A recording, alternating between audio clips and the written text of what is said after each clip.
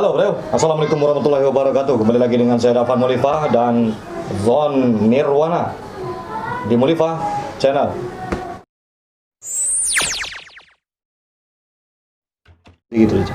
Jadi banyak di Minang kok dengan keadaan yang terpuruk seperti itu, banyak juga bangkit orang-orang yang seperti Robin Hood.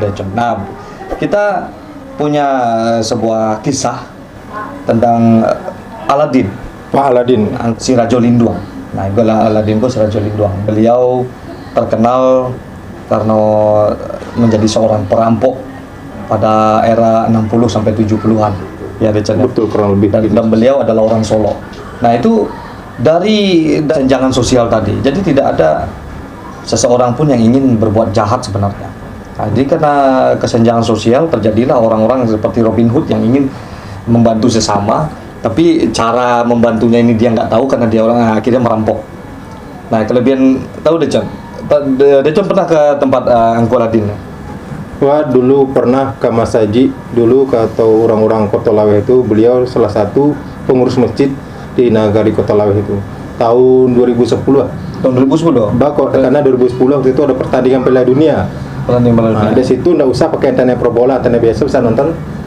Oh gitu. Piala Dunia di TV. Jadi nama masjidnya tahu ya? Nama masjid kurang lupa, tapi kurang tahu ya. Kurang tahu ya.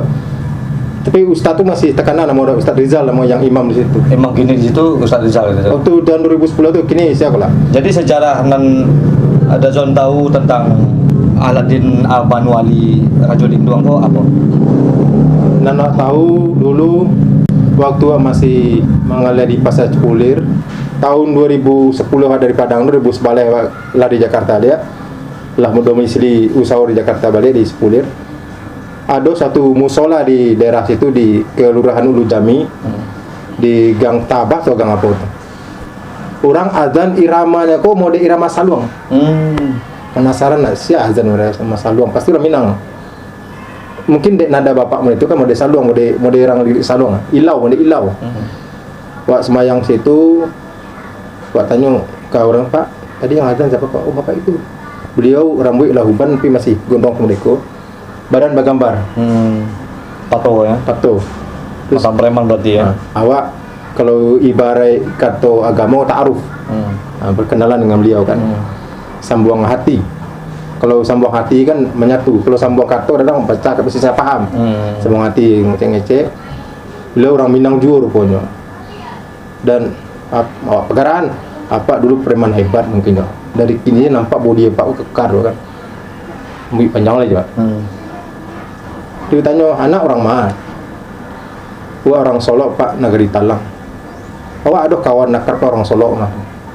Tahu lah anak Aladin. Oh, tak pernah mendengar ceritanya Pak. Tapi menampak Yulio lu pernah itu. Awak kawannya dulu.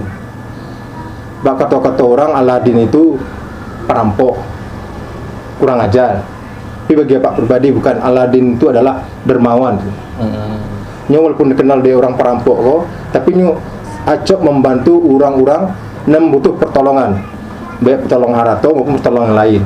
Bagi bapak itu, beliau merasa akrab yo Pak Aladin tadi, beliau menganggap Pak Aladin gue seorang yang dermawan.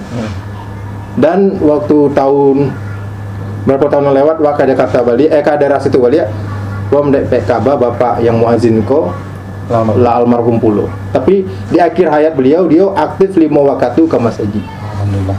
Jadi bagi yang tidak tahu tentang Aladin ini, Aladin Banu Ali ini, jadi kisah beliau itu seperti yang digambarkan oleh Dazon dan sedikit tambahan. Aladin Banu Ali ini beliau lahir di Kota Laweh, Lembang Jaya, Kabupaten Solo ya. Lembang Jaya kecamatan. Jadi Aladin ini seseorang perampok ulung pada era 60-an. Dia seangkatan dengan Kusni Kasdut. Nah, Kusni Kasdut ini yang ternama ini kan. Jadi perbedaannya dengan Kusni Kasdut Dazon. Perbedaannya adalah Aladin Banu Ali ini tidak pernah membunuh korbannya. Allah. Dia hanya merampok lalu membagikan hasil rampokannya kepada fakir-fakir miskin. Haji. Nah, itu untuk dari sebuah kisah yang kita baca. Nah, Angku Aladin Banu Ali ini dia udah dipenjara di berbagai kota, kayak di Padang pernah, di Medan pernah, di Jakarta apalagi. Nah, Engku Aladin ini dia dekat sama Ali Sadikin. Oh, gubernur DKI pertama. Bukan, gubernur DKI yang fenomenal. Fenomenal. Paling fenomenal yang membuat Jakarta waktu itu dari berhutang sampai mempunyai aset. Betul. Nah, Aladin ini, Dazon pernah dengar Aladin dia pernah manjat Monas dulu. Pernah, Wak, itu booming cerita tuh. Jadi Aladin dia pernah manjat Monas. Aladin Banwali ini dia pernah manjat Monas untuk mencongkel Monas, itu niatnya. Mas itu ya? Mas yang datang buat dibagikan kepada fakir miskin. Saking dia kecewanya sama kesenjangan sosial yang terjadi di Indonesia ini. Nah, akhirnya dia dibuat taubat oleh Bapak Ismail Saleh. Dia seorang menteri kehakiman pada era Soeharto waktu itu. Dan dibantu sama Pak Azwar Anas, gubernur ya? Mantan gubernur Sumatera Barat. Akhirnya diberi modal sama Bapak Ali Sadikin ini untuk pulang kampung, membangun halamannya. Dari perampok yang tidak bisa dipenjara sampai 7 lapis penjaranya, dia tetap bisa kabur. Allah. Jadi kayak Johnny Indo, Anton Medan itu belum, kayaknya sejarahnya belum fenomenal ini. Tapi dia alhamdulillah Engku Aladin ini tidak terlalu menggambarkan sosoknya gitu. Dia selalu merahasiakan dirinya. Tapi walaupun orang seluruh Sumatera Barat saya rasa kenal. Nah, dan Pak Azwar Anas ketika itu memberi modal untuk Aladin menjadi seorang kontraktor. Akhirnya Engku Aladin ini menjadi ketua kerapatan adat Nagari di Kota Lawe. Kan. Dan juga menjadi seorang pengurus masjid yang yang Dazon Nirwana temui tadi ya kan. Nah, almarhum Aladin Banwali ini beliau meninggal pada tahun 2004. Nah, itulah kisah besar tentang Aladin. Jadi yang pengen tahu tentang Aladin, beliau adalah orang Kota Lawe, boleh dikunjungi masjidnya. Makamnya di mana aja? Makamnya masih di sekitar Kota Lawe kalau tidak salah. Gitu. Dan kebetulan saya juga orang Solo, saya dari Sanyambaka. Dan ada konon kabarnya Aladin ini pernah berguru ke Sanyambaka. Allah. Tapi saya sampai sekarang belum tahu siapa gurunya. Saya orang Sanyambaka asli. Ayah saya Edi Anjas. Ayah Edi Anjas tuh ayah seorang seniman Minang senior, dan mama saya seorang seniman sulam mas, dan uwan saya seorang seniman pahat seperti relief, patung. Pokoknya keluarga kita keluarga seni. Nah, jadi saya sedikit tahu tentang Engku Aladin Banwali Rajulindua. Oke, terima kasih teman-teman. Jadi yang patut kita ambil kesimpulan dari sini, kita itu sebagai orang Minang hendaknya selalu mensupport sesama orang Minang. Bukan orang Minang saja, tapi mensupport sesama Muslim, sesama manusia. Tidak ada susahnya menjadi orang baik. Nggak ada gunanya kita itu saling menikam demi menerangkan lampu sendiri, kita pecahkan lampu orang lain. Jangan pernah menjadi seseorang yang selalu ingin memenangkan sesuatu, kata Mak Beni Budaya. Betul. Tapi jadilah seorang yang ingin lulus, karena kalau kita lulus, kita ingin juga melihat teman-teman kita semuanya lulus seperti kita, kan gitu.